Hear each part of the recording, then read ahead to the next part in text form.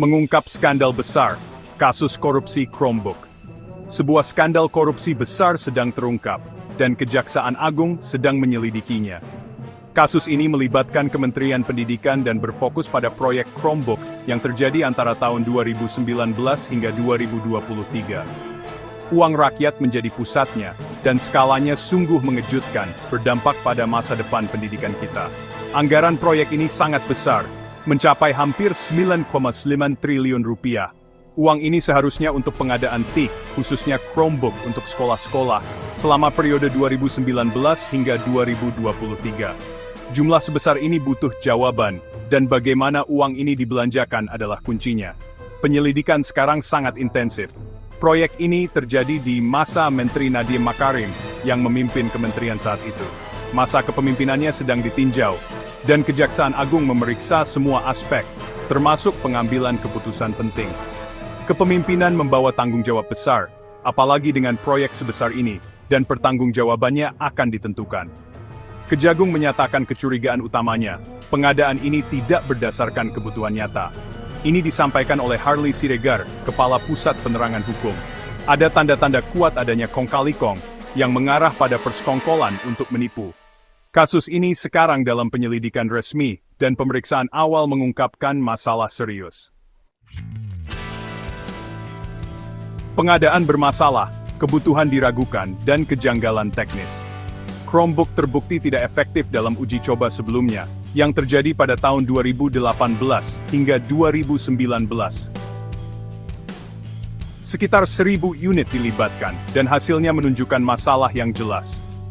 Ketergantungan pada internet adalah kelemahan utama, karena banyak daerah di Indonesia kekurangan internet yang baik, membuat Chromebook tidak cocok untuk mereka. Peringatan ini sepertinya diabaikan. Ada dugaan spesifikasi dimanipulasi, dan penilaian teknis diduga diatur untuk memenangkan Chromebook. Saran awal merekomendasikan OS Windows, yang dianggap lebih sesuai. Perubahan pilihan teknologi ini mencurigakan dan mengarah pada kemungkinan adanya pengaruh yang tidak semestinya. Penyelidikan sedang mendalami hal ini.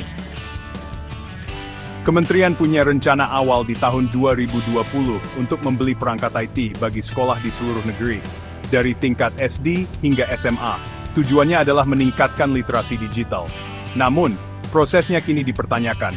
Tujuan mulia ini mungkin ternoda. Apakah perangkat yang tepat dipilih secara adil? Kecurigaan kuat adanya kong kali kong tetap ada, dan Kejaksaan Agung fokus di sini. Mereka berusaha mengungkap kesepakatan rahasia, mungkin antara pejabat dan pemasok.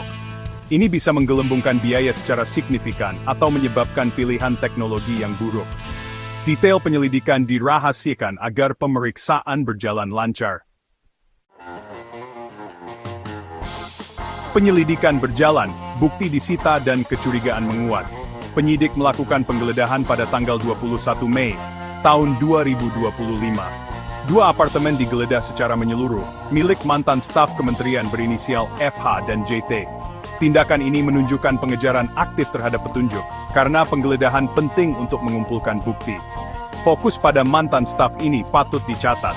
Break time Quadramat. Barang-barang tertentu disita selama penggeledahan. Dari FH 4 ponsel dan 1 laptop. Dari JT 2 hard drive, 1 flash drive, dan juga 1 laptop, serta beberapa dokumen. Barang-barang ini sekarang sedang dianalisis, dengan forensik digital menjadi kuncinya.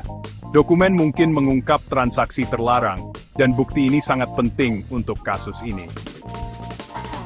Anggaran 9,9 triliun rupiah, ini punya 2 sumber.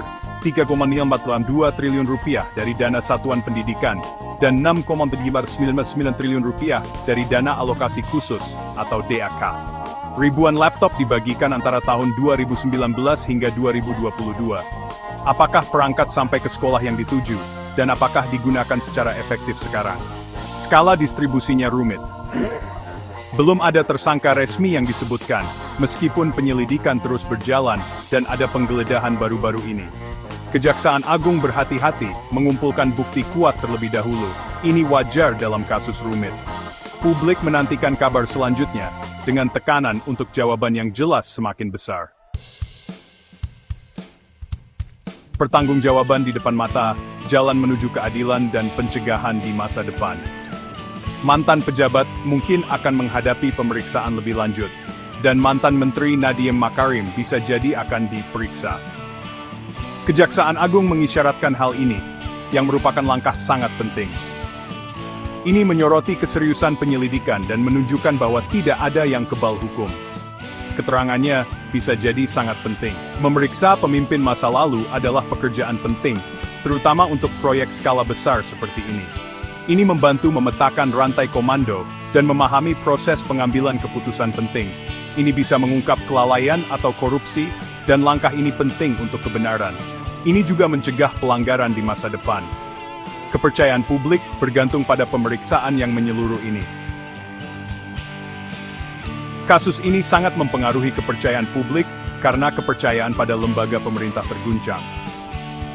Korupsi di bidang pendidikan sangat merugikan, berdampak langsung pada anak-anak bangsa. Penyelidikan yang transparan sangat penting, membantu memulihkan kepercayaan publik.